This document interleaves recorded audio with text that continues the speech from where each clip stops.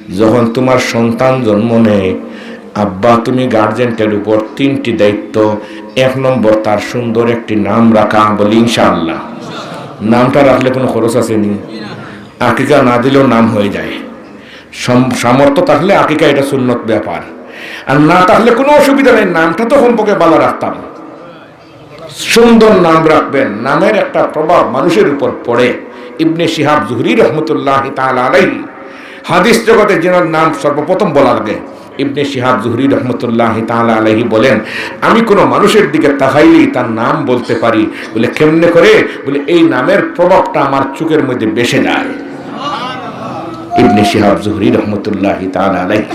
তাহলে নামের যে প্রভাব, এই প্রভাবটা আমাদের চোখে বাসে না, বড়দের চোখে, চোখওয়ালাদের চোখের মধ্যে বাসে।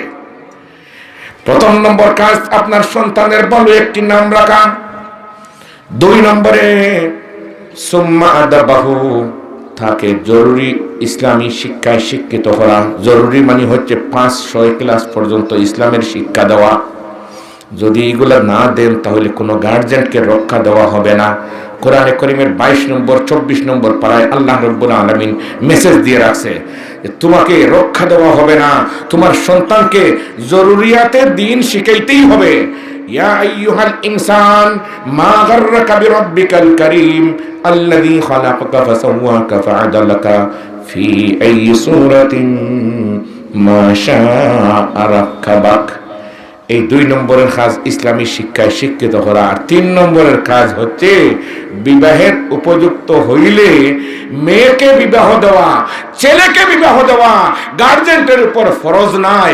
মুল্লা আলী কারি রহমতুল্লাহি তাআলা আলাইহি মিশকাত শরীফের ব্যাখ্যা মিরকাতের মধ্যে লেখছে, ওয়াল মনদুবু মানে নফল, মুস্তাহাব। যদি কোনো আব্বা তার ছেলেকে বিবাহ দেয়, নফল কাজ করলো। ছেলেকে বিবাহ দেওয়া আব্বা প্লাস গার্জেন্টের উপর ফরজ নয়, এটা হলো নফল কাজ। ছেলে নিজে বিবাহ করবে, বলে কখন করবে? যখন তার সামর্থ্য হবে। যখন সামর্থ্য। কয়টা জিনিসের নাম? বলে 4টা জিনিসের সমন্বয়ের নাম হচ্ছে সামর্থ্য। 1 নম্বর শারীরিকভাবে সুস্থতা, একজন ওয়াইফকে রাখার মতো ক্ষমতা। নম্বর 2 শরীয়ত মুআফিক আপনার বাসার ভিতরে স্ত্রীকে রাখা, খাওয়ানোর ব্যবস্থা দেওয়া। নম্বর 3 এই স্ত্রীর যতটুকু চাওয়া পাওয়া আছে আপনার কাছে, এগুলা দেওয়ার ক্ষমতা রাখা। আর নম্বর 4 শরীয়তের বিধান যেন লঙ্ঘন না হয়, সব ক্ষেত্র খেয়াল রেখে এই ওয়াইফকে রাখার ক্ষমতা রাখা। যদি এগুলা থাকে, এগুলার নাম ইস্তেতাআত। এগুলার নাম কি? বুখারী শরীফ, মুসলিম শরীফের রওয়ায়াত, মিশকাত শরীফ 2 নম্বর খণ্ডের 1 নম্বর হাদিস। বর্ণনাকারী আব্দুল্লাহ ইবনে মাসউদ রাদিয়াল্লাহু তাআলা আনহু।